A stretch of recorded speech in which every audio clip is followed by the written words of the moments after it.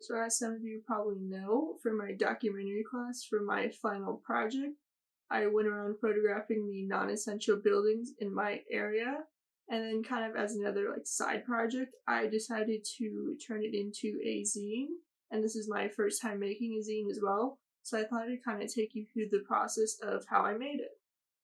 So the first thing I did was figure out the size I was going to make my zine, and by doing that, I measured out a piece of cardstock and then cut it to that size and played around with it till I felt comfortable with it. After that, I made a rough template of the whole zine in InDesign. Now this was also my first time using InDesign, and I thought it was going to be a lot harder and challenging to figure out, but if you're used to Adobe apps, it will be quick and easy to understand.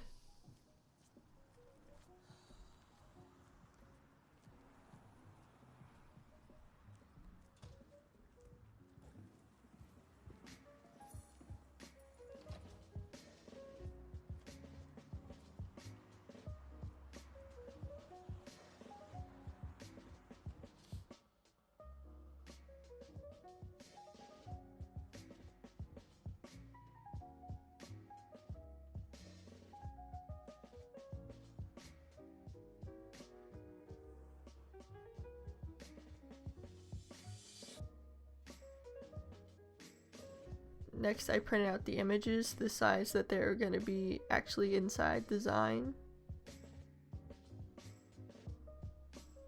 Then I stuck the images on the wall in order to get kind of an overview of the whole zine itself and kind of see if I liked the order or not and if it flowed the way I wanted to.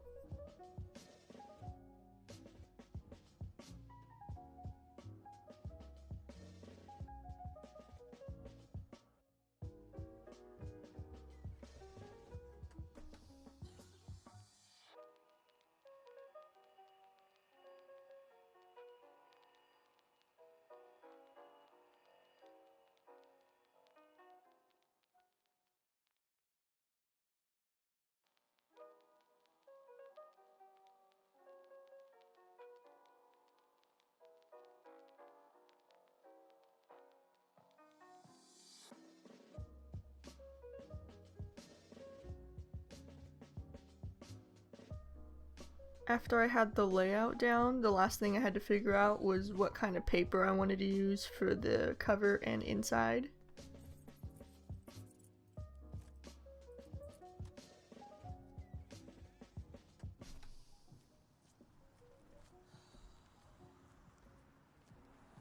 So I got a free sample pack from the place I was printing from, and then from there I figured out the best paper that would fit my needs.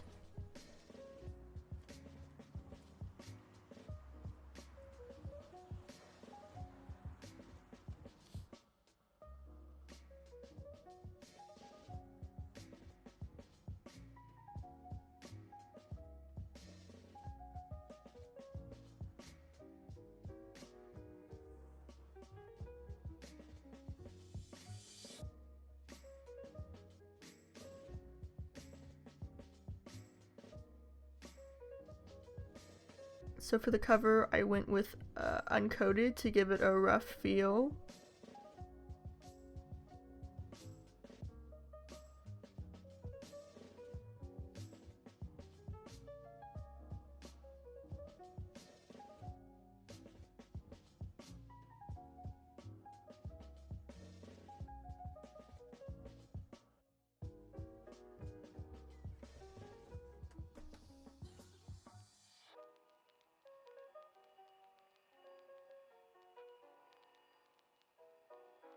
And then the inside I chose satin because I knew I wanted a glossier feeling to the paper, but without the glare that glossy paper usually gives.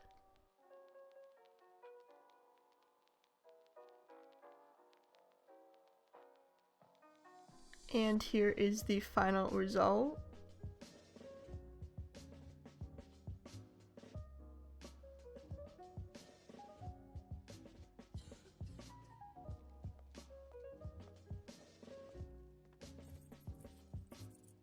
I am pretty happy with it, like the decision I made to have the cover image be on the front and back, and then also the way I sequence it and kind of how it flows overall as well.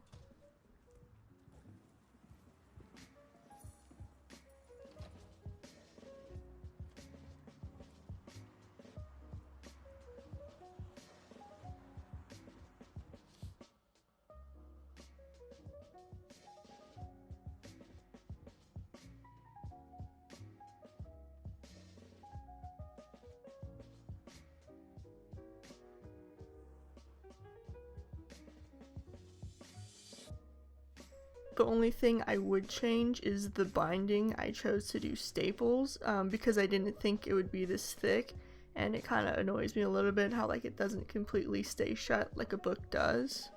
So in the future, instead of just using the staples, I'll just choose to do a regular book binding because I did have enough pages to choose that option.